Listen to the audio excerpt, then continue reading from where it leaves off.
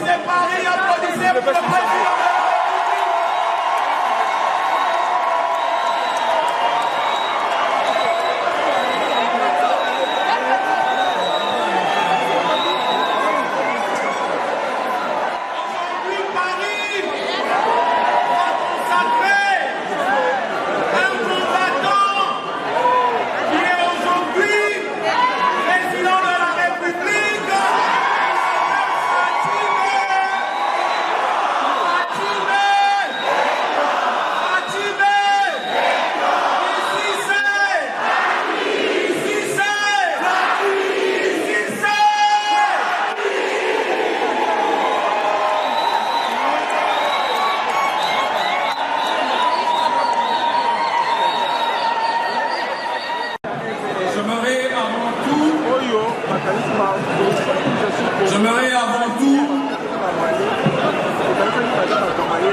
vous présenter nos excuses dues au retard, mais sachant que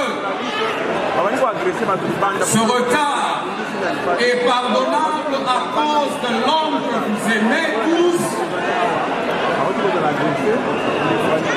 Vous êtes là, vous aviez tous abandonné vos activités pour entendre une personne. Il a été combattant. Il a combattu étant sur ces sols européens. Aujourd'hui, le combattant de la révolution, le combattant de la démocratie pour la démocratie, qui a vaincu dans le combat à travers le combat, aujourd'hui entame une phase nouvelle de son combat à travers la confiance que vous lui avez accordée, donnée il y a quelques mois.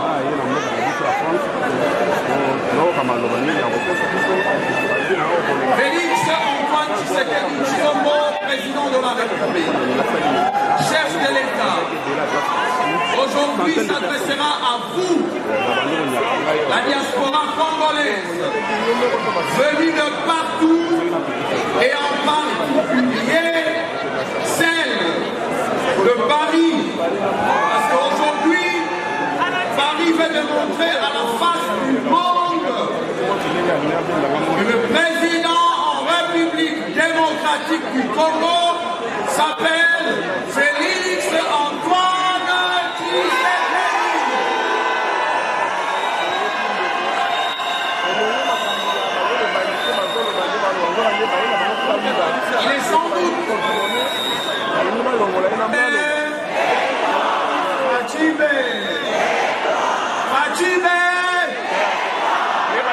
Naloba,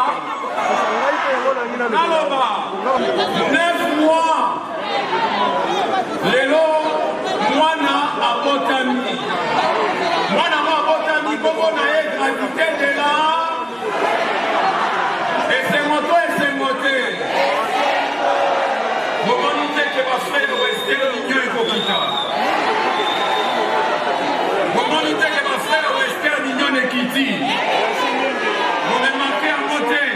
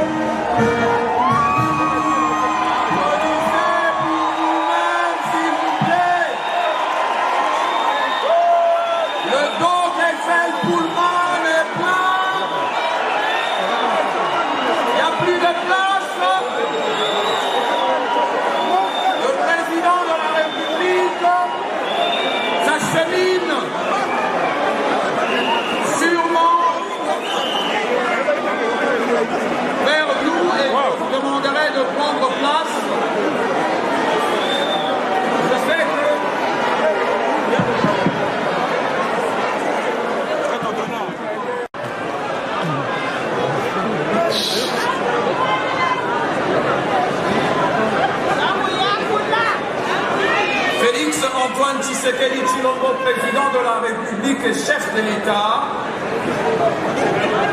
a commencé son combat ici en Europe. Vous êtes tous témoins. Fils d'un grand homme politique, Étienne Tshisekedi, Wamulumba d'heureuse mémoire, l'un des pères de la démocratie, héros national. Aujourd'hui, l'ombre d'Étienne Tshisekedi ou Wamulumba, on peut tous l'observer à travers l'image de l'actuel chef de l'État. Le chef de l'État a hérité de ses enseignements politiques. Il a été formé par ce dernier. Nous l'avions vu à l'heure. Lorsque le combat a commencé en Europe, les combattants qui ont décidé aujourd'hui de venir honorer le chef de l'État, là où vous êtes, nous vous remercions car vous avez compris la nécessité d'apporter votre pierre de contribution à l'édifice qui est en train d'être mis en place pour les générations futures. Félix Antoine Tshisekedi Tshilombo est un fédérateur. Félix Antoine Tshisekedi Tshilombo, président de la République, est un unificateur. Aujourd'hui, il ne souhaite voir que le Congo devienne grand, car depuis son accession à la magistrature suprême, en ce jour, le Congo a repris son bon bout de chemin qui a toujours existé parmi les concerts des nations. Le président a fait plusieurs voyages. Il n'allait que pour sensibiliser et mobiliser pour la République démocratique du Congo. Aujourd'hui, il a été réclamé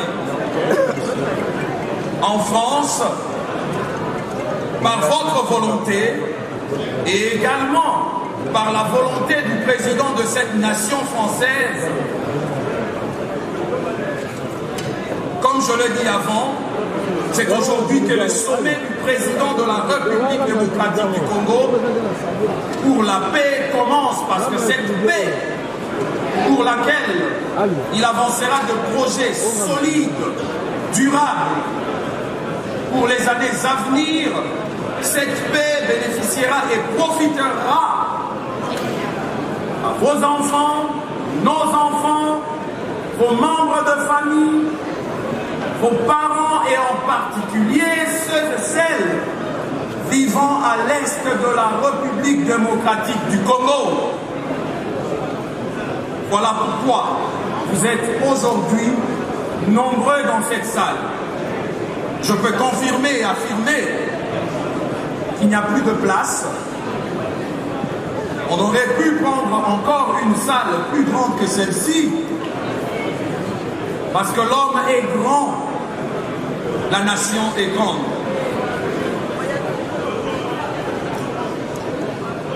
Yango wana nalingi naloba boye. Lokola toza na ecclesia te, moto azoya aza moto ya peuple, Félix Antoine Tshisekedi Tshilombo, mwana nzambe lokola biso nyonso, balobi makolo na ye eza kotambola malembe eza na nzela, esi ekomi katikati na biso ezobongama po ekota esika oyo.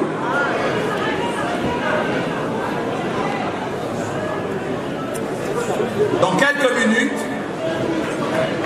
nous allons vous annoncer son arrivée et je demanderai à l'ingénieur de son, s'il vous plaît, de nous balancer une musique de fond. S'il vous plaît, ingénieur, pas l'hymne national, s'il vous plaît. Un lyrique international et nous reviendrons vers vous dans quelques minutes. S'il vous plaît. Et la distinguée première dame.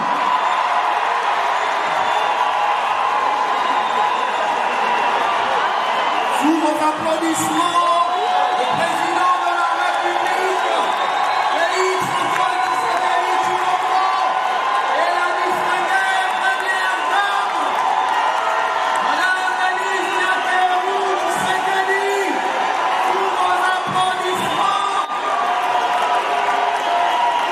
le chef de l'État, Fatime.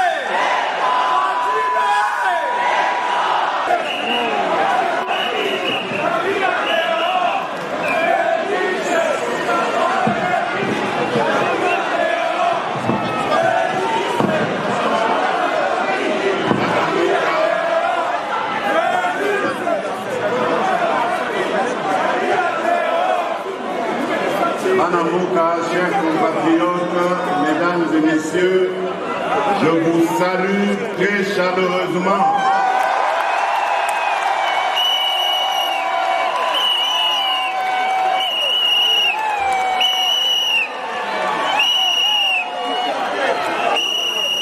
En même temps, je vous transmets les salutations de nos compatriotes restés au pays.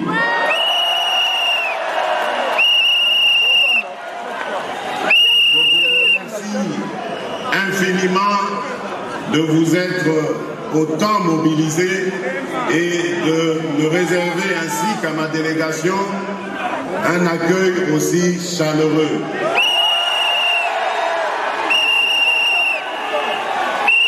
Par cette mobilisation, vous envoyez un message clair à ceux qui pensent que le pouvoir que j'incarne aujourd'hui n'est pas celui du peuple.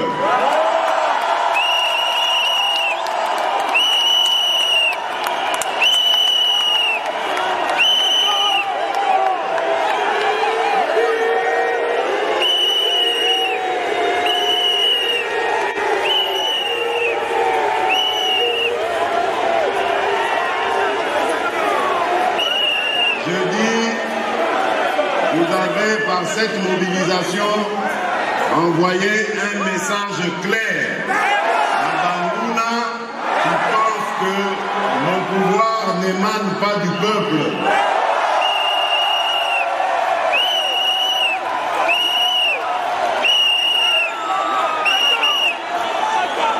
Ainsi, après Bruxelles, il y a quelques semaines, voici maintenant Paris.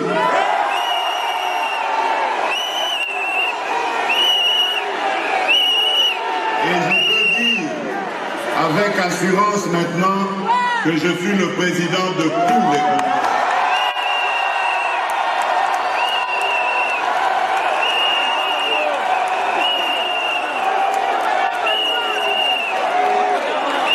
Merci beaucoup, chers compatriotes. Je ne vais pas vous prendre beaucoup de temps parce que la journée se prolonge.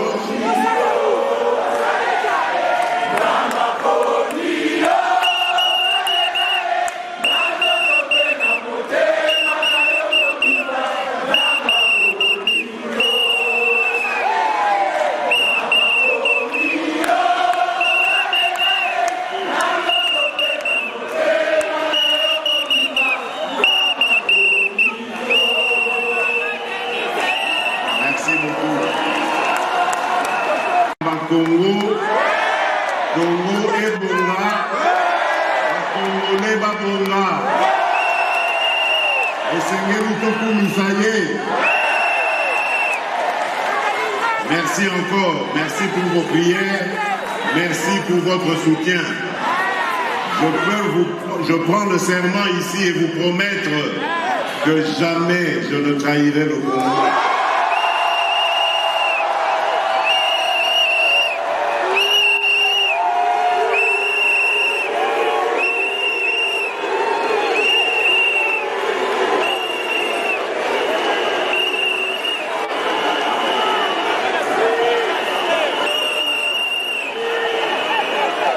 Chers compatriotes, je suis obligé d'aller un petit peu vite parce que j'ai un programme assez chargé. Pour votre information, je suis l'invité du président français avec certains autres homologues africains pour représenter l'Afrique au forum de la paix qui aura lieu demain. Et le président français m'a fait l'honneur de parler au nom de tous les Africains.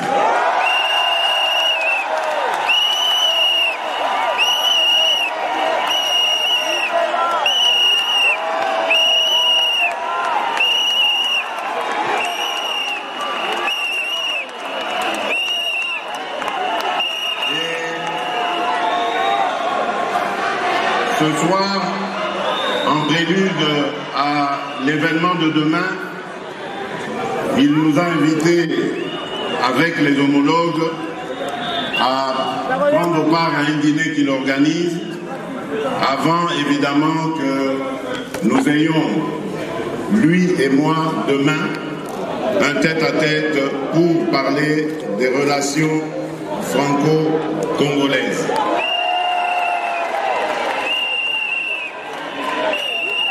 Et donc, à Bruxelles, lorsque j'avais pris la parole pour la première fois depuis que je suis élu à la tête de notre pays, j'avais invité nos compatriotes à entendre ce qu'est le programme tel que nous allons l'élaborer, nous allons l'exécuter durant ce mandat que vous nous avez confié. Mais aujourd'hui, je ne vais pas refaire le même exercice. Je vais simplement vous dire ce qui a déjà été fait, ce qui est en train d'être fait. Parce que... Pardon?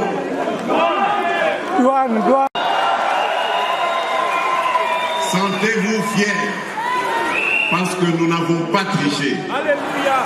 Nous avons simplement appliqué la loi de notre pays.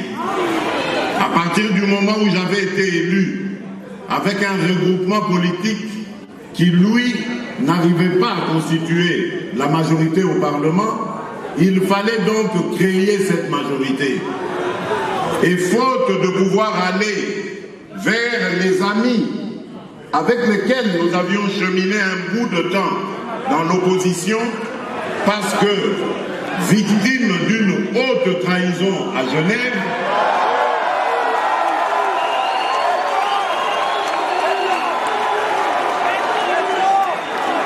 nous n'avons pas eu d'autre choix que de constater la réalité qui faisait que le FCC arrivait en tête des regroupements et à lui tout seul déjà, il faisait la majorité, mais nous avons dit, nous n'allons pas le laisser diriger le gouvernement seul, compte tenu de ce que vous savez, et donc il fallait que politiquement, nous nous mettions en coalition pour gouverner ensemble ce pays.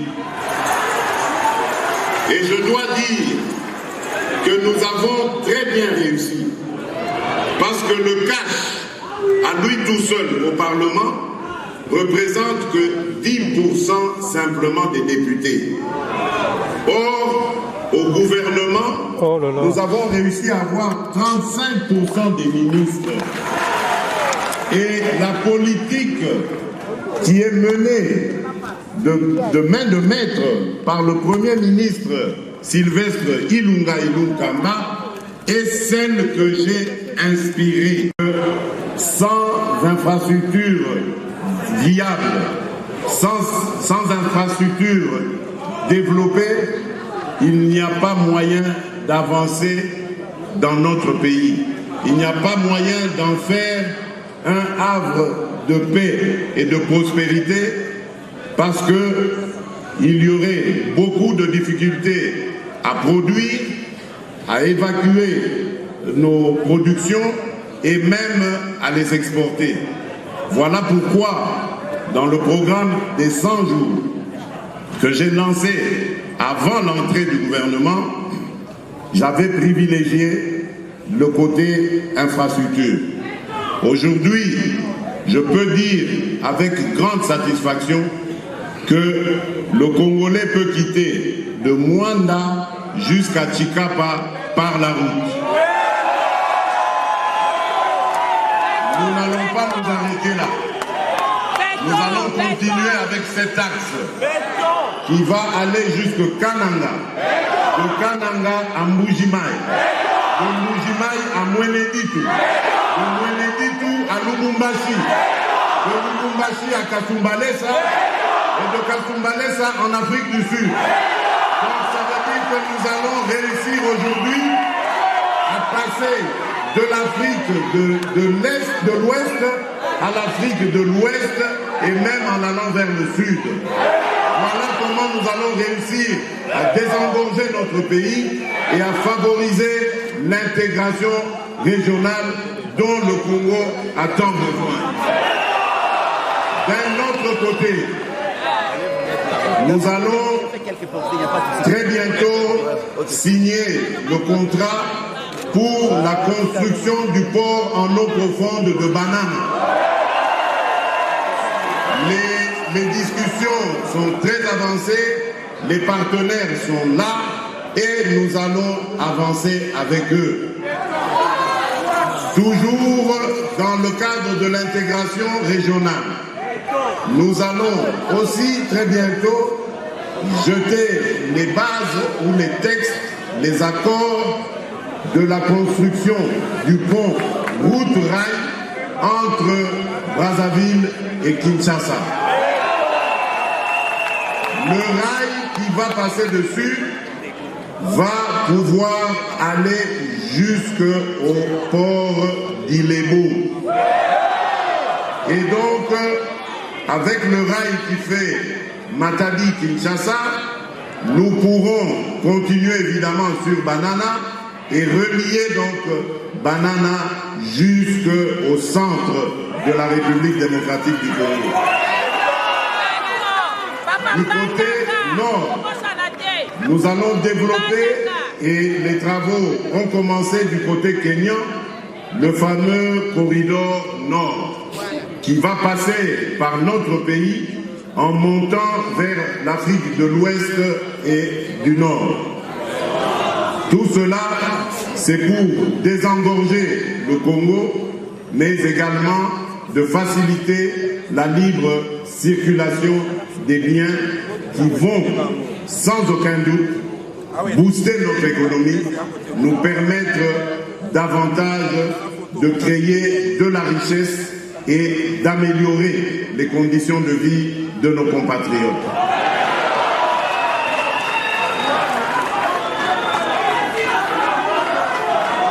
Je terminerai par le côté social. Vous avez dit, Papa Lobaki, le peuple d'abord. Aujourd'hui, ce qui n'était que constitutionnel est devenu réalité. La gratuité de l'enseignement est une réalité au Congo. Nous nous sommes battus avec les maigres moyens que nous avons. Beaucoup ont même pronostiqué dans la construction d'établissements scolaires, parce qu'on voit des classes qui sont en surnombre. Nous avons un besoin d'infrastructures scolaires, mais nous n'avons pas attendu d'avoir tous ces moyens, parce qu'on ne sait pas quand est-ce qu'ils vont arriver, pour lancer cette gratuité.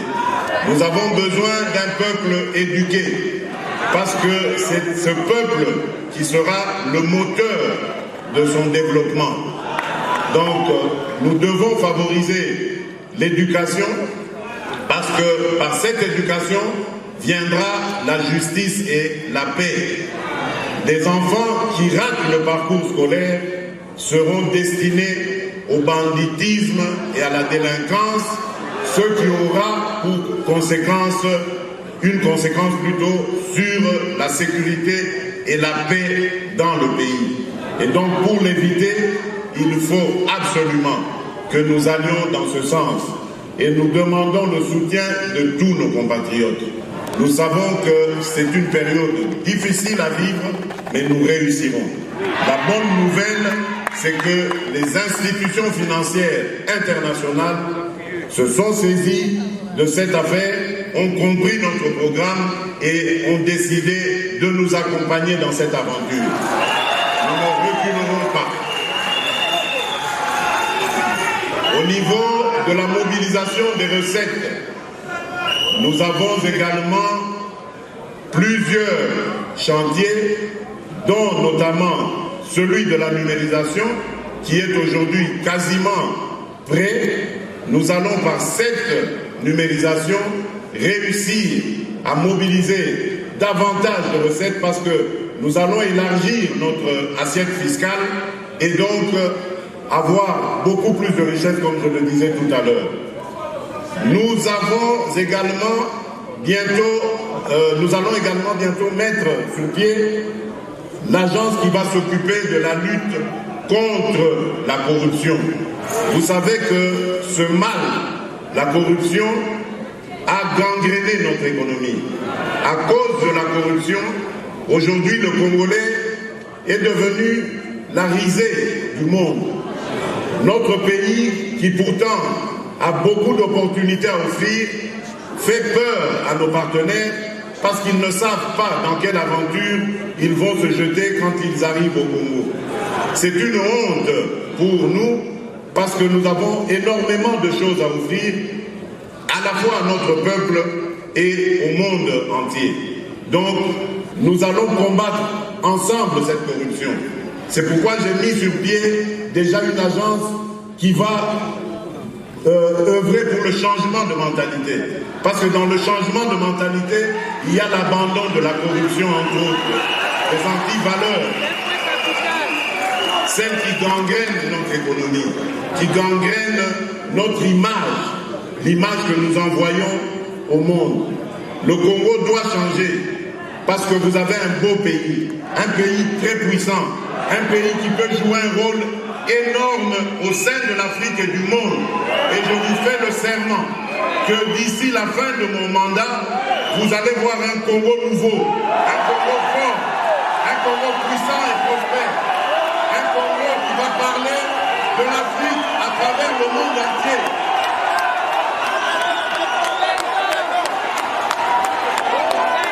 Oui, ce Congo-là est possible et je vous promets de vous le donner. Rassurer de tout faire pour les intéresser à venir chez nous, investir leurs capitaux et créer des emplois. Mais ce n'est pas du tout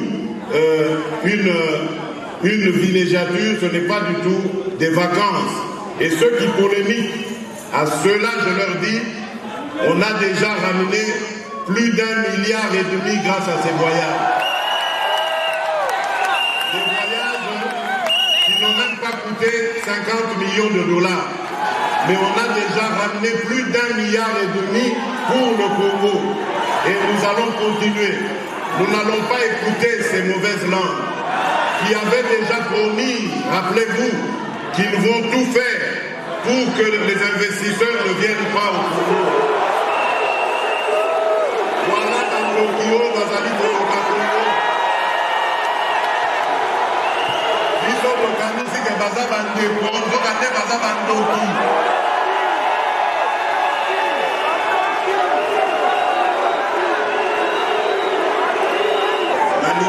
Mingi.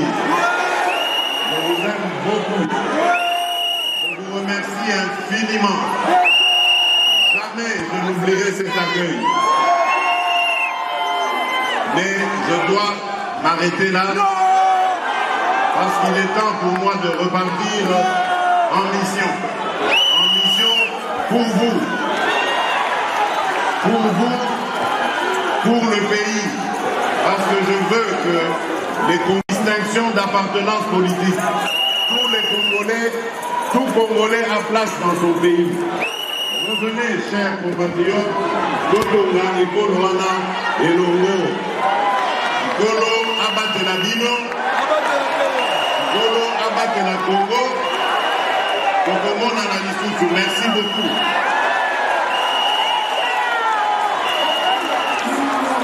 National. Merci,